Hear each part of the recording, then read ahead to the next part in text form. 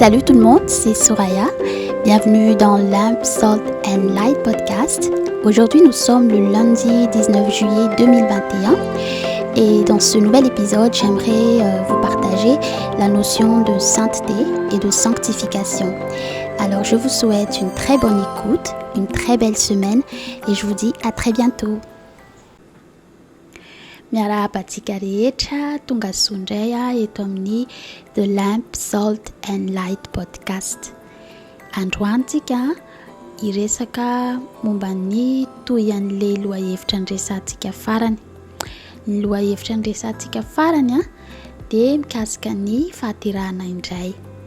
Dia androany niresantsika dia momba ny fahamasinana. Satria ny fahamasinana no etapa manaraka ao aorianan'le fahaterahana indray. Izany hoe eo amin'ny tontolo mipino rehefa nateraka indray ilay olona dia hamasinin'Andriamanitra amin'izay izy. Dia hojerentsika androany izany hoe inona ny dikan'izany fahamasinana izany, inona ny dikan'izany hoe hamasinin'Andriamanitra izany.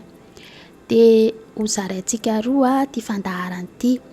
Ny tapany voalohany ho resantsika aloha ny momba n'ilay fahamasinana, izany hoe ho hazavaiko tsotsotra manao ahoana ny atao hoe masina.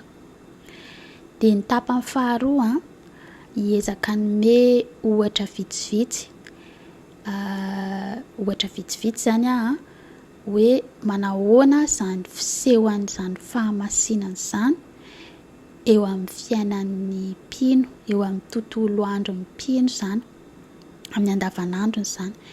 Manao ahoana izany ny fisehoan'ilay fahamasinana ho an'ny mpino izay efa nateraka indray, izany hoe mpino efa tena nahavoaray an'ilay famonjen'i Jesosy.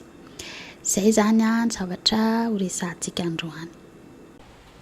Hiditra amin'ilay tapany voalohany tsika izao dia ny fanazavana tsotsotra n'ilay atao hoe masina.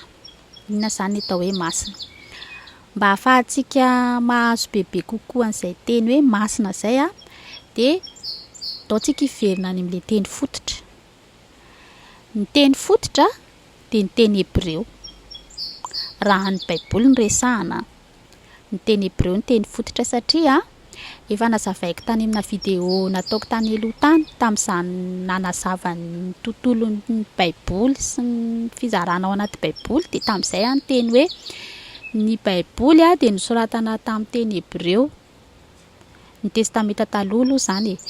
Dia ny testamenta vaovao moa izany nosoratana tamin'ny teny Grika. Fa na dia teny roa samihafa aza nanoratana an'ireo fizarana ao anaty Baiboly ireo, dia mila tsaroantsika foana hoe Hebreo ny mpanompon'Andriamanitra rehetra nanoratra an'io tenin'Andriamanitra hitantsika ao anaty Baiboly io. Hebreo daholo. Jiosy izany raha tianao. Fa ny teny jiosy dia teny Hebreo. Dia na manoratra amin'ny teny Grika ary izy any amin'ny filazantsara any, any amin'ny epistily rehetra any amin'ny testamenta vaovao any, dia ilay toe-tsainy amin'ny maha-jiosy azy, ilay toe-tsainy amin'ny maha-Hebreo azy izany. Dikan'izay rehefa tena te hahazo an'ilay teny ao anatin'ny Baibolintsika, ao anatin'ny tenin'Andriamanitra tsika, dia aleo mihitsy miverina any amin'ilay teny fototra, ilay teny Hebreo. Izay izany mahatonga ana amin'ny teny hoe aleontsika hiverina any amin'ilay teny fototra, azahoantsika bebe kokoa an'ilay atao hoe masina. Ka inona ary ny atao hoe masina izany amin'ny teny Hebreo? Amin'ny teny Hebreo ilay izy kadosh. Izay izany ilay hoe masina. Tsika ao amin'ny bokin'ny Isaia, ao amin'ny bokin'ny mpaminany Isaia, afaka mamaky tsika ao amin'ny toko 9 misy an'ilay andininy hoe masina, masina, masina Jehova tompon'ny maro, eniky ny voninahiny ny tany rehetra. Izay ny hitantsika ao. Dia io hoe masina, masina, masina Jehova tompon'ny maro io io izany amin'ny teny Hebreo hoe kadosh, kadosh, kadosh. Inona ny dikan'izany kadosh izany? Le hevitry le teny hoe kadosh amin'ny teny Hebreo hoe fisarahana, na hoe misaraka, fiavahana na hoe miavaka, tokana zany hoe tsy misy sahala zany fa tokana. Zay mahatonga ny hoe Andriamanitra masina satria tena hoe tokana, tsy misy mitovy aminy, tsy misy sahala aminy, tsy misy toazy. Zay ny dikan'le masina, miavaka. Amin'ny teny frantsay ilay izy ohatrany hoe unique, séparé, mise à part. Zay le masina. Tsika manko matetika maheno hoe masina dia hoe ay motimôtina, madio, fotsifotsy. Tafiditra ao anatiny daholo izany hoe madio dia môtina dia sy ny rehetra. Fa ny tena dikan'le masina alohan'le hoe madio, alohan'le hoe môtina sy ny sisa, tena hoe miavaka, misaraka, tokana, tsy mitovy amin'ny rehetra, misaraka amin'ny rehetra, miavaka amin'ny rehetra, mitokana. Zay zany dikan'le masina. Mba hampazava azy bebe kokoa dia hanome ohatra. Ity ohatra ity tsy ohatra ny foroniko fa pastera iray izay no nitenen'izy ity dia hitako tena mahalaza tsara sy manazava tsara an'ilay atao hoe masina amin'ilay hevitra omen'ny Hebreo azy zany. Zao no tenen'io pastera io hoe alao sara tsaina izy ohatrany hoe ao an-dakozia ianao dia hikarakara sakafo. Dia manomboka rehefa hikarakara sakafo ianao dia manomboka mitetika ohatra hoe legioma ianao ohatra zany. Dao raisitsika ohatra hoe karaoty le legioma ho tetehana zany. Voalohany indrindra aloha zany voasina le karaoty. Dia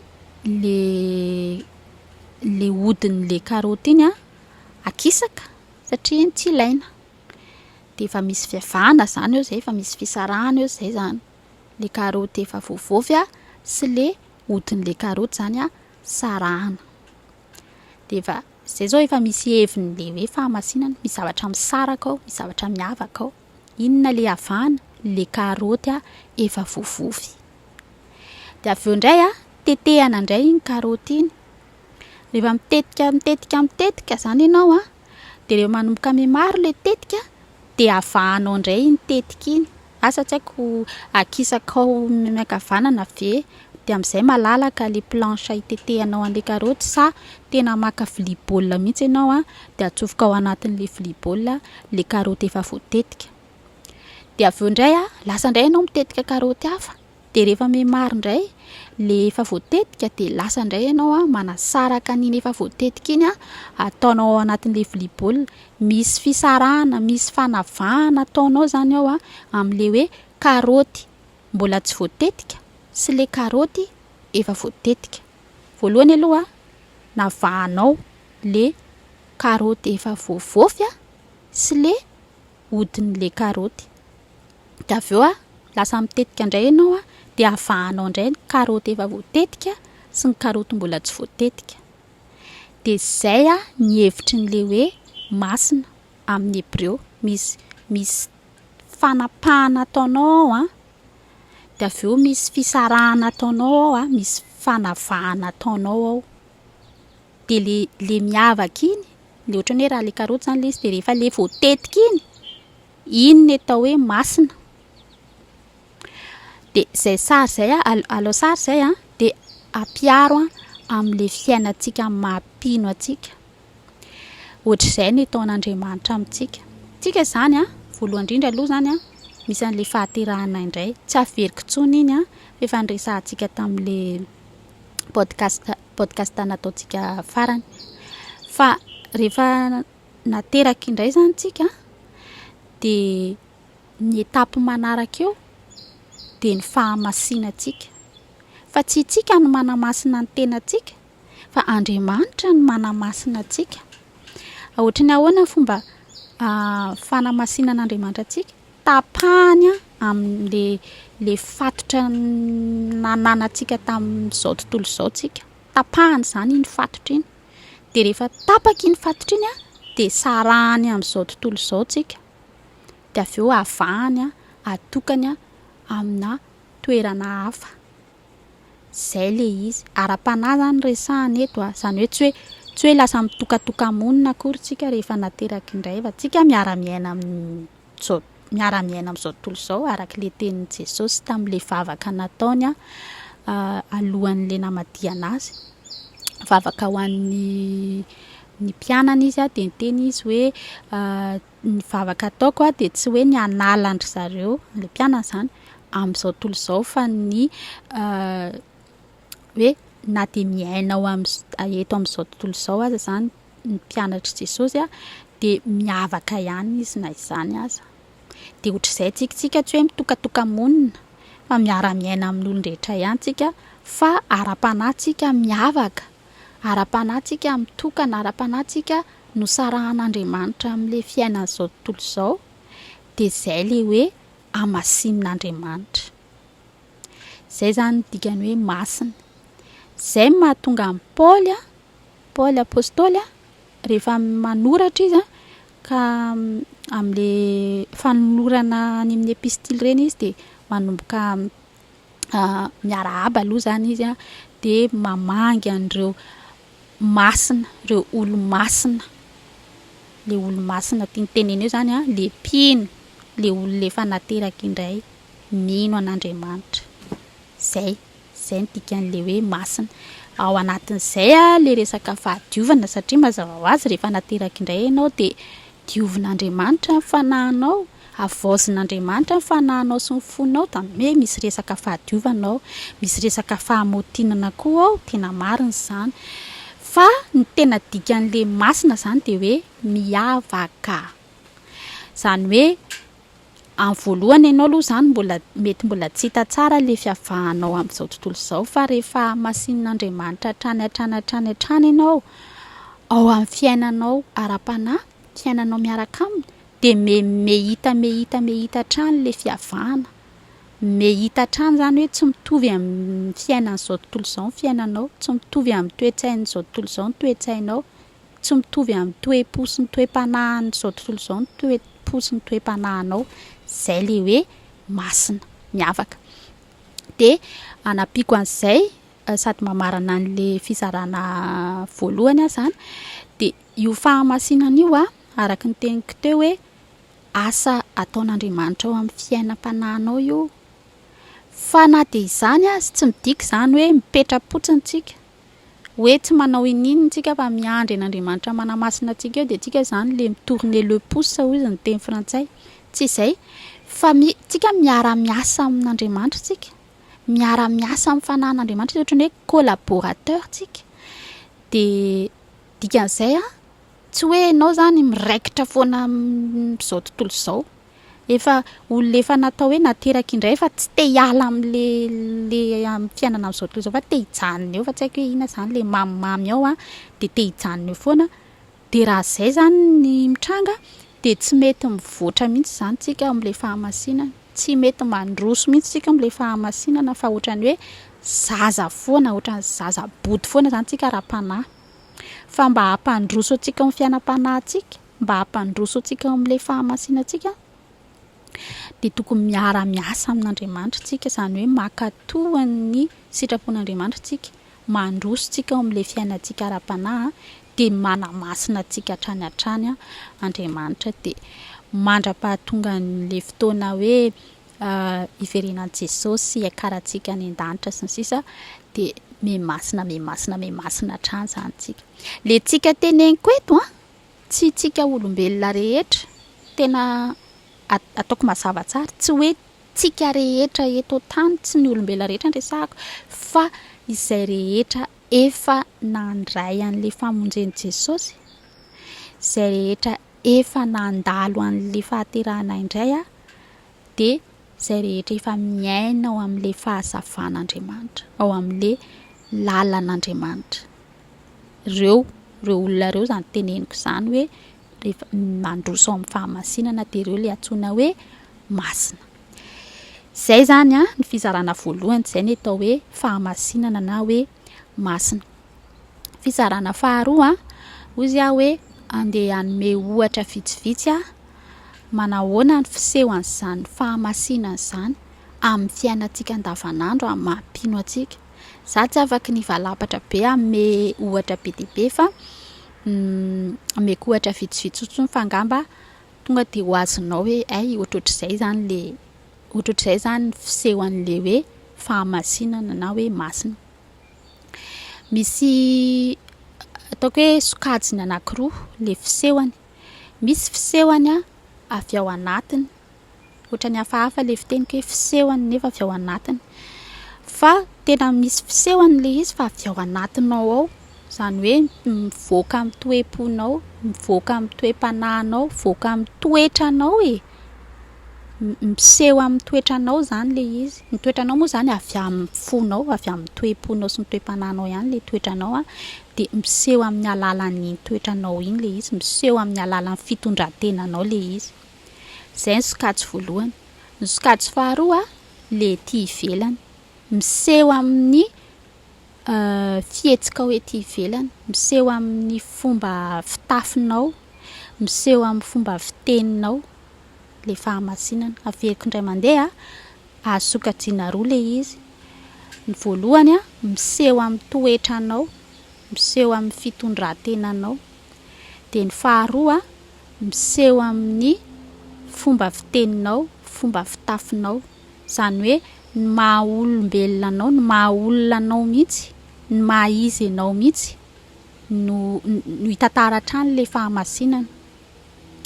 Meko ohatra ary zany raha ohatra hoe le fisehoany avy any am-po de mivoaka ety amin'ny toetranao, ohatra zany ianao taloha olona kizitina be na sarotoroton-javatra be, na mety olona tsy fanahinianao fa manao teny marary ianao, olona mora mitrotro ianao, olona mora miakatra ianao, olona tsy haiko ohatrohatr'izay zany, ohatra zany be dia be ny ohatra fa zay fotsiny no omeko zany.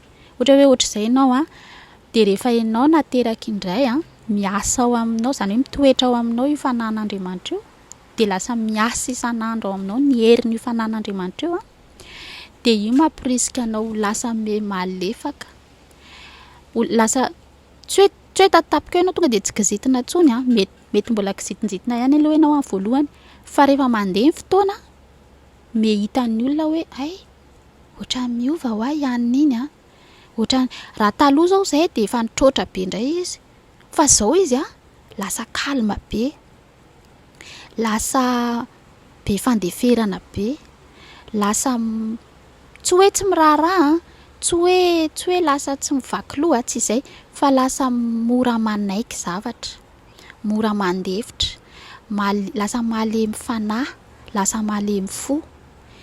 De inona ny anton'izay? Satria miasa ao amin'ny fon'le olona ao le fanahin'Andriamanitra. Miasa ao de lasa maka tsikelikely an'le toetran'Andriamanitra, le hoe mahay mamindra fo, mahay mamela heloka, mahay mahari-po, malemy fanahy, malemy fo, ohatr'izay zany le izy. Zay le hoe masina, miavaka, miala amin'le fiainany taloha, le tamin'izao tontolo izao fa miova tsikelikely hatrany le toetrany. Zay zany ohatra ny fisehoan'ny raha le avy any anaty iny zany, le fahamasinanao. Ny fisehoan'ny ety ivelany koa de eo amin'ny fomba fiteninao, mifandray amin'le niteneniko teo ihany, satria ny toetranao ny fomba fiteninao misy ifandraisany amin'ny toetranao de ny fomba fiteninao ohatrany hoe taloha ianao mety tsy haiko ohatrany hoe be teny ratsy be ianao taloha,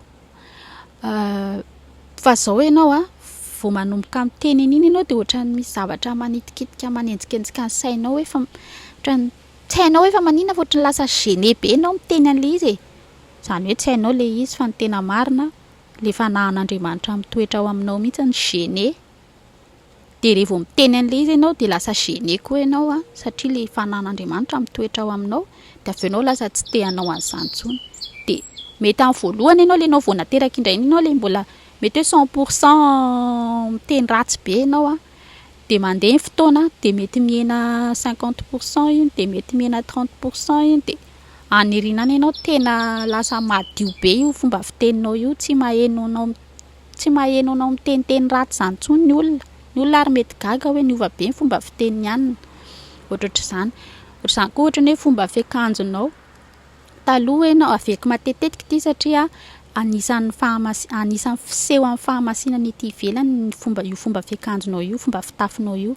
Tsy midika zany hoe izay olona rehetra manao robe lava ohatra raha vehivavy, tsy midika hoe izay olona rehetra manao robe lava na manao col miakatra be any amin'ny tendany ihany dia ay manao akanjo motina dia ay masina izy zany, tsy izany le tiako tenenina.